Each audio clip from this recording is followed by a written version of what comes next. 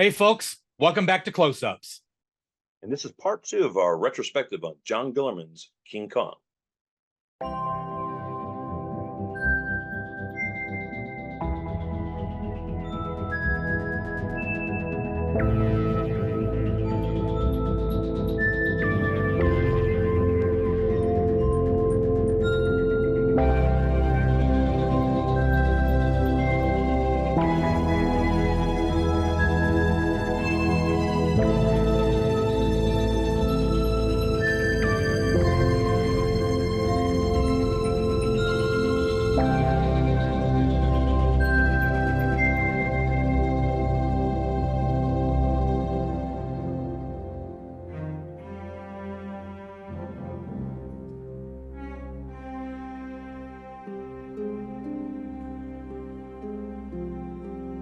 Here's to the big one.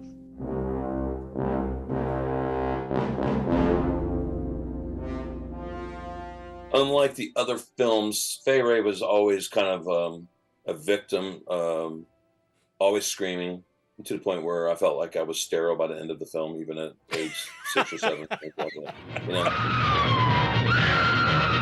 The thing also about it, when you compare those two films versus the Jackson one, we're talking about the damsels in distress. There's a true like Beauty and Beast kind of love story, a kind of surreal one, and Gina D and them were trying to create this kind of they were trying to go down. I think the reason why they went an Australopithecus kind of creature versus a gorilla is they were kind of doing like a sexual side to it, and that's what's really bold is that the 30s version shows an animated creature playing with Fay Wray's breast. Mm-hmm. I'm just curious how this movie would ever be made now. And then the 76 version has a big thumb or finger coming down and basically taking off Jessica Lange's top. You know, and this is probably 5 minutes after we've seen this giant oiled up log coming in and out of a circular Gee, no phallic symbolism there. Yeah. No. And the phallic dance. I mean, how did they get that film by? And the thing is what I like about it, it doesn't placate anyone. It's honest in what it was trying to say. And what I like also about it is it was still done with restraint. There were still fights with Guillermin and Lang against Dino, wanting them to say stupid lines like, "Oh, you're big all over," you know. So for the cringeworthy lines that were in there in moments, those artists were fighting to make a good film, you know. Yeah, and it was a good film. Given another couple of months, it would have been a perfect film, in my opinion. You know, in the thing that I thought always set Dwan apart from Ann Darrow, from the 33 Ann Darrow specifically, was how she stood her ground, how she eventually started to stand her ground. I mean, I've got the sound bite over here of when she, you know, For you goddamn chauvinist pig ape! What are you waiting for? Oh, such a nice ape. I take that back. I like the line about you know, it's an emotional thing. It's like kind of like when you knock over trees. When you knock down trees. Yeah. It's a sense of insecurity. It's a show of insecurity. So my wife has said I am Kong, and I've been pretty much called that all my life, because I would tear down a tree to get to what I want, you know. You're a little bit closer when you've got more facial hair, you know. Yeah. You know, I'm starting to look more like the Peter Jackson Kong because I'm all gray and shit down here. Yeah, speaking of that, I do not like the way the Peter Jackson one looks, and I'll tell you why. He was trying to make it look straight like a gorilla. Silverback. He was going straight up silverback. And it doesn't have the magic. Even the Willis O'Brien version stood more erect, you know? He did. You know, he slouched over, but he also stood erect. I've often wondered, because, you know, Peter was going to do his version of Kong in the late 90s. Mm-hmm. And then they pulled the rug out from underneath him because of Mighty Joe Young and Godzilla going into production. And they thought, okay, it's going to be overkill. We're going to have too much giant monster shit going on screen in the shadow of Jurassic, it had just been a few years prior. Mhm. So I mean, like Jackson's Kong was supposed to be in 96, 97. You know, I'm glad you brought that up. I thought Mighty Joe Young, first off, the original had Wilson Bryan and Ray Harryhausen working together in Symposium, and Yes. mentor and student or pupil, and it's a beautiful movie. It's great. Not as pretty looking. The gorilla is not as pretty looking as the original Kong. But it's a better film than Son of Kong. Yeah, yeah. By a Although country mile, I think it's a much I'd better like a shot at remaking Son of Kong, because I Yeah. love that. It's still tragic as hell at the end.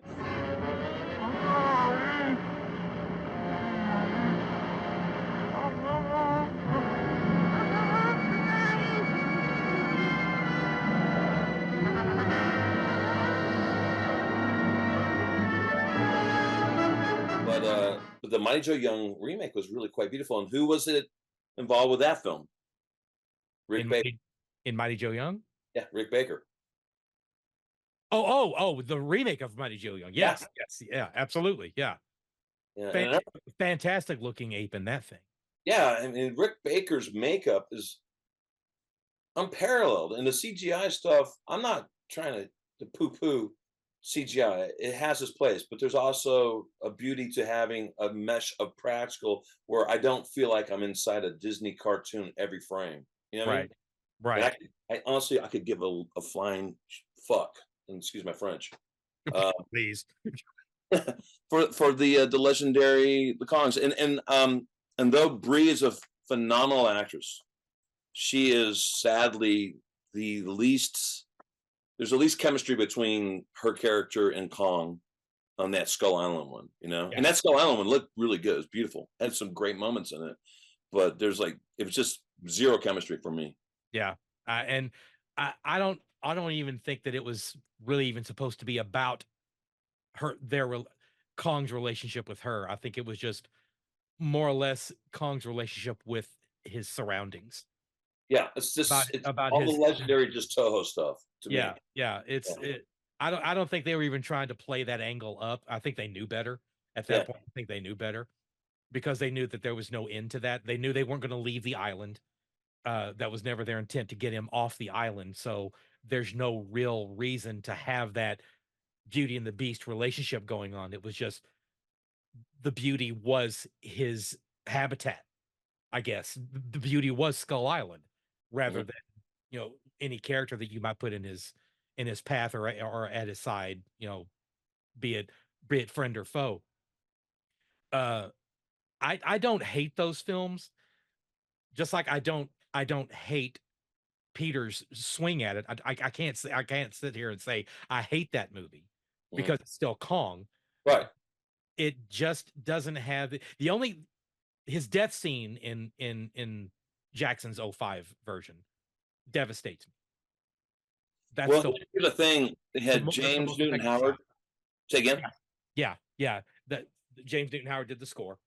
James Newton Howard is a phenomenal composer. I mean, he's one of my favorites. One of my absolute favorites. And one of his assistants that was working on it was going to write on Bone Dry.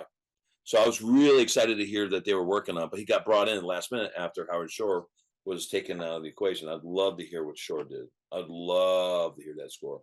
But wasn't Shore the band director in the Broadway show that Carl put together? Wasn't that Howard Shore conducting the orchestra? May have been shot and included. I do not know. I'm glad that they settled whatever reasons that didn't work out, and he was involved with the Hobbit stuff. But what doesn't work for me in Jackson's is the music. Barry's and Steiner's are the best. Oh, and yeah. Is the best to me. Yeah. And I don't know why. It's just and the weird thing is Barry was writing that score before the film was done, which he hated doing. So he was seeing stuff, but then he had to write stuff before it was actually shot, put together to make that schedule, which is unheard of and phenomenal. But I don't feel anything for the other Kongs. And here's something I really think is interesting is I don't like any of the Toho stuff as a kid, except for maybe the original Godzilla and maybe, Rodan.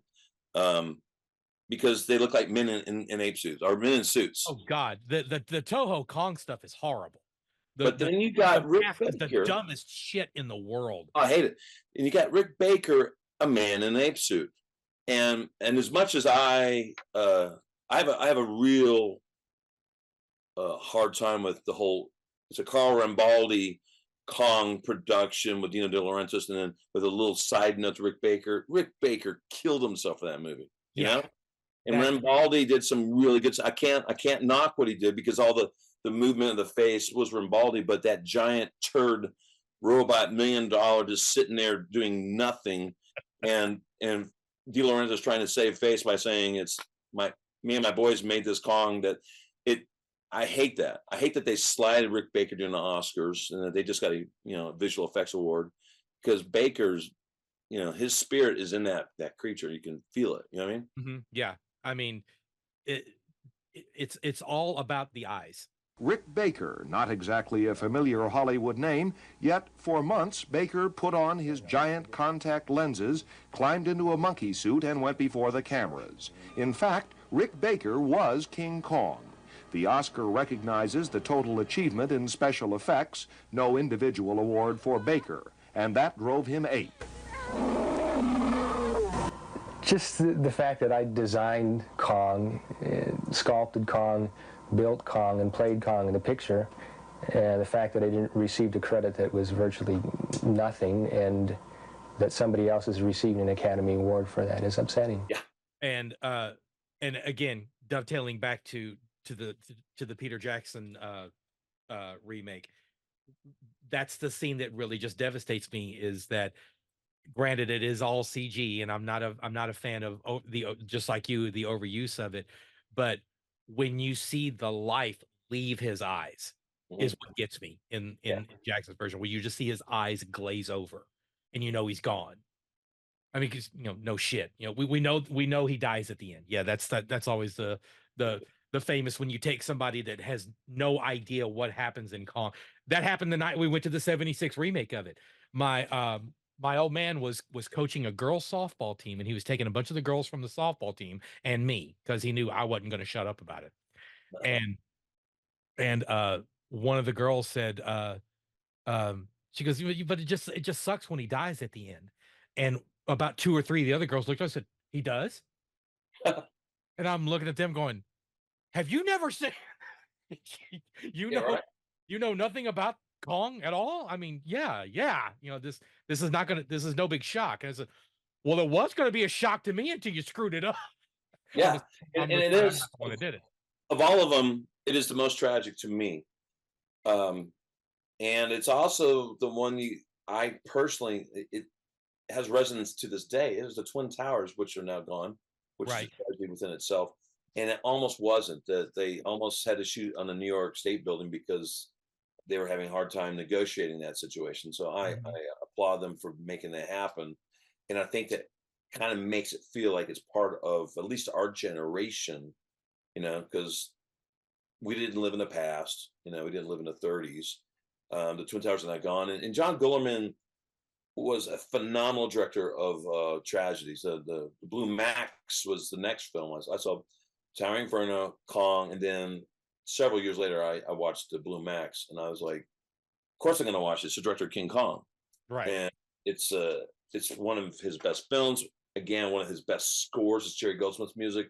And the end of that movie, the end of almost all of his films, have the sucker punch to your gut, and I love that. That's something I never got to meet him, but I kind of felt like I connected with him through Mary Guillermin. Drinking his spirits and all that stuff, his whiskey. She would even joke and say, "I think John's here with you," and all that kind of stuff.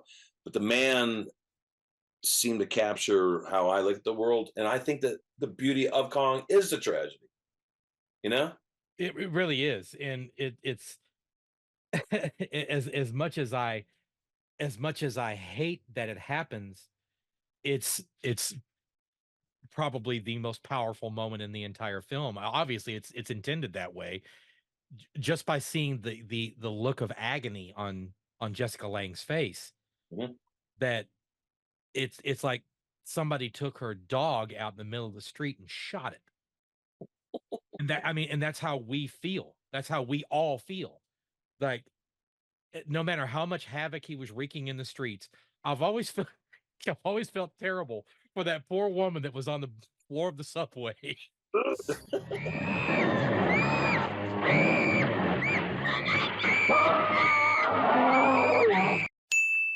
Ah, shit. That, He screamed like Fay Ray. He got annoyed.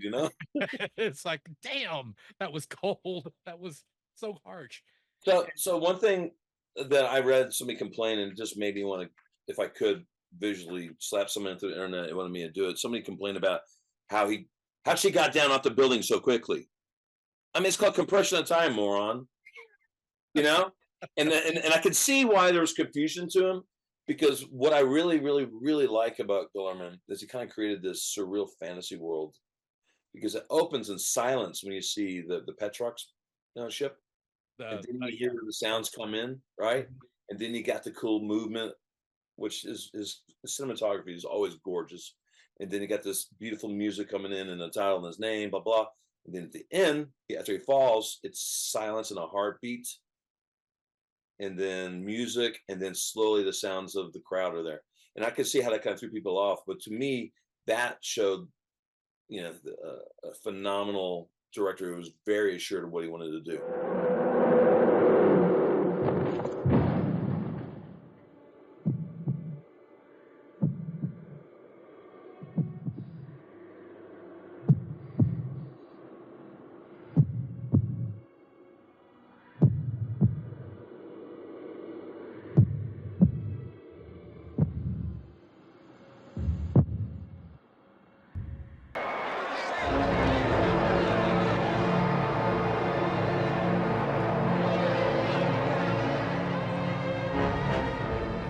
I think it gets you on a visceral level and fucks your head up. And it's like somebody who doesn't have a brain in the heart of it, goes, "Oh, how'd she get down there so quick?" In other words, you weren't feeling it, because to me, I'm like, it's pretty obvious sometimes been compressed.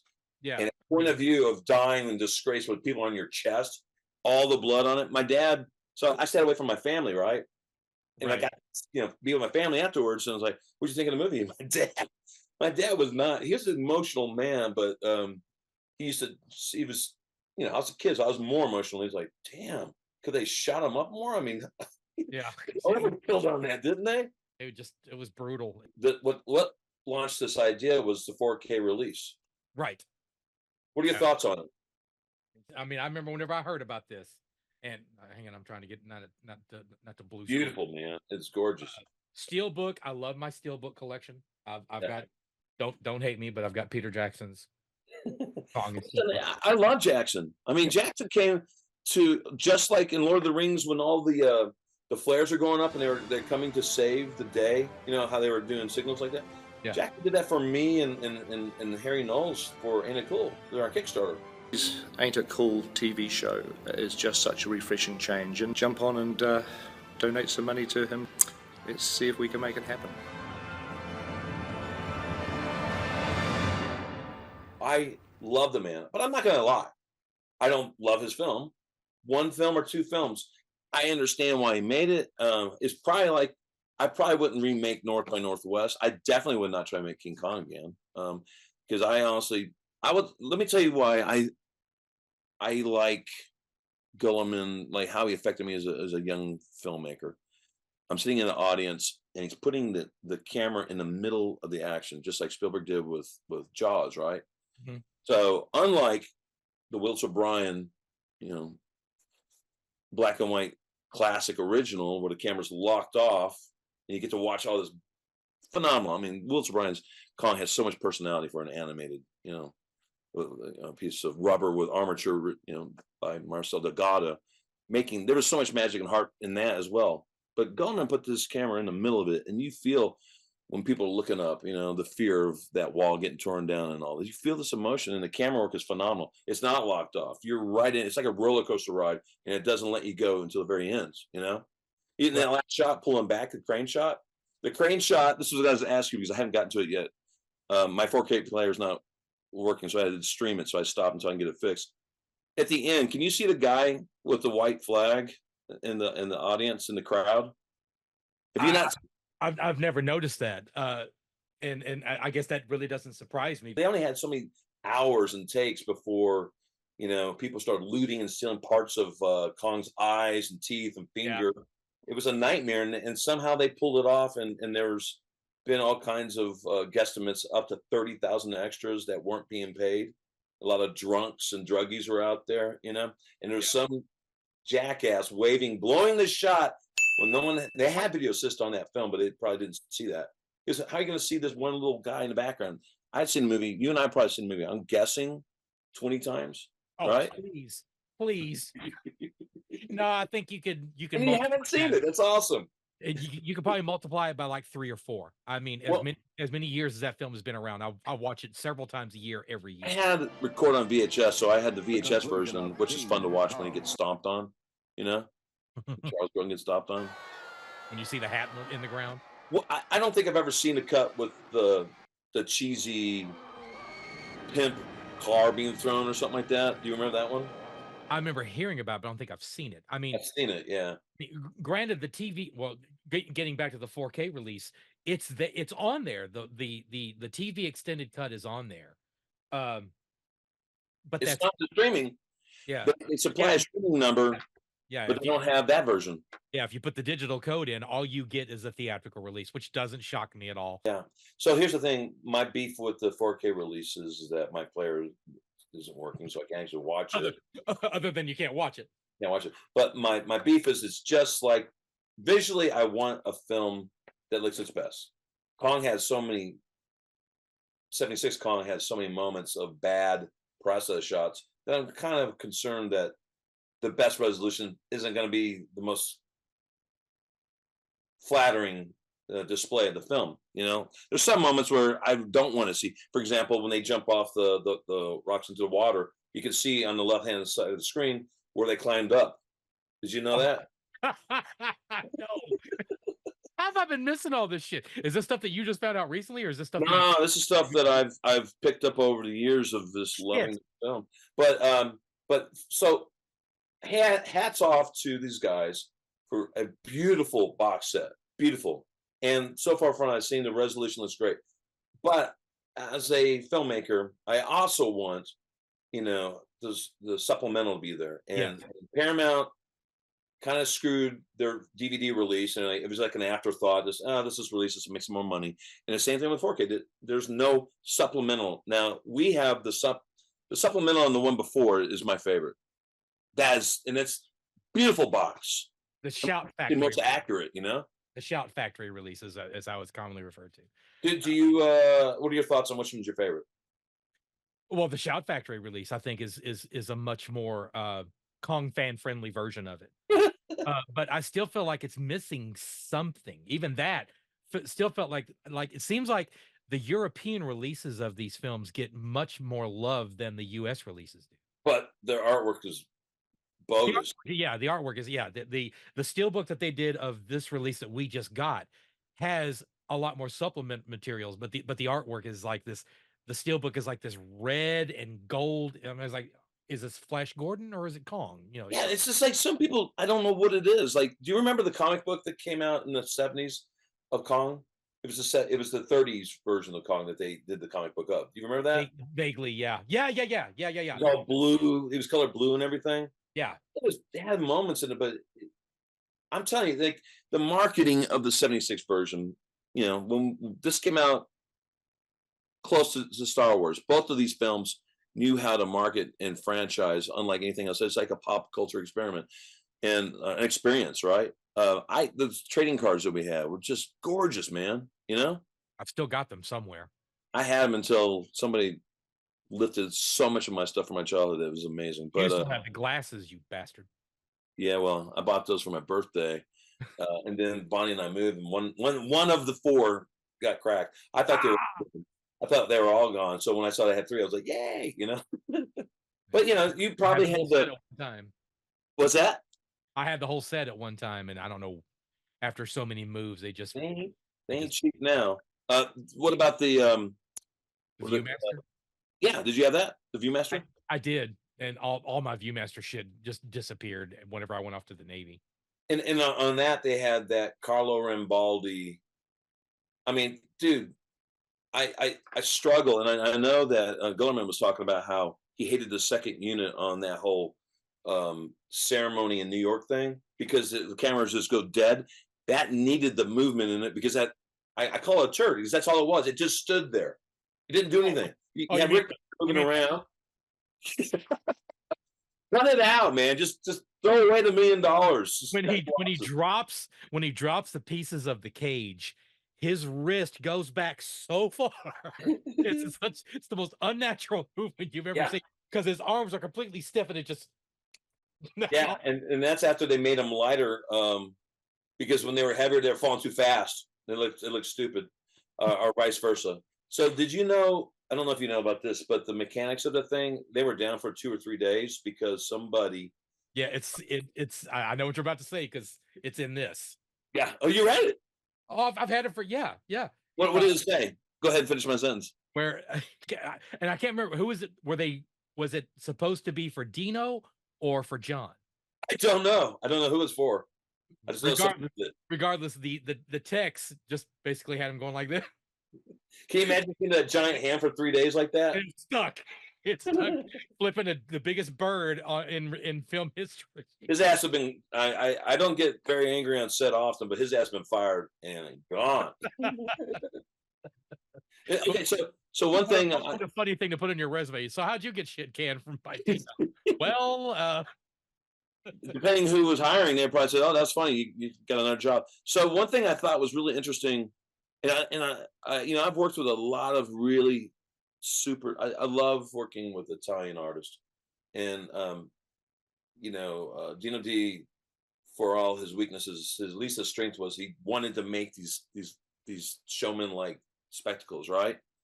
But he also, I think he tended to slight the real artists that were shifting and shaping the dream, right? And Rambaldi did some great work, but they should never have snubbed Rick Baker, in my opinion. He was the true. He is Kong, right? He is the heart and soul of that film. Yeah, and that's a great name for a production company. Gee, totally not intended there. So one thing I thought was interesting is really Rambaldi was responsible for the armature of Kong. Yeah. In the insides. And then you've got Marcel Delgado, another Italian, that basically created the skeleton for Willis O'Brien's Kong. That's what was being animated. So these two immensely talented Italian men, three, if you talk about De Laurentiis, helped bring life into these creatures. And I brought that up on the first thing that you and I ever met at when we were talking about Ain't It Cool. Mm-hmm.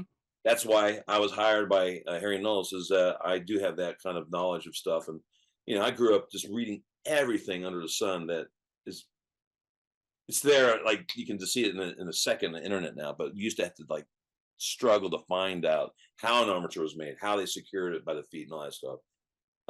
And that book that you were holding up, I remember playing hooky from work one day and reading the whole damn thing in like 2 days or something like that, I've read this book so many times that I had to buy another copy of it because my original copy just got worn out. But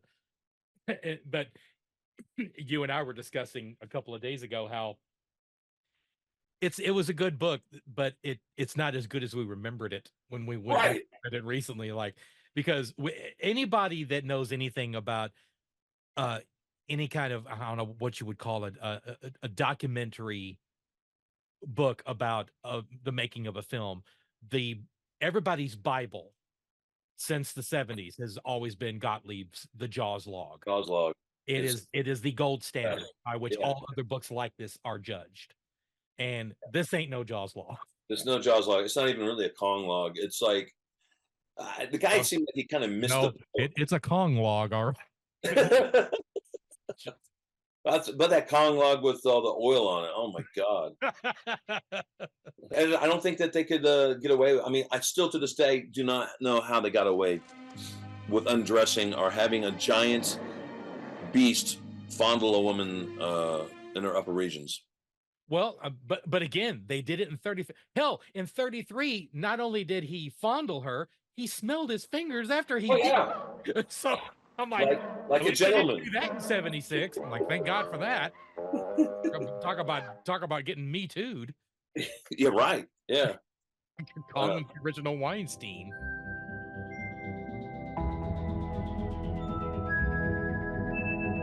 Next time on Close-Ups. As much as I like the 1933 King Kong, I love this movie. I always love this movie. I always will love this movie. And I'm not going to lie. I think it's the best looking of all of them. And it doesn't look 100% like a gorilla. But then once you reveal something, it better be strong and it better hold your attention.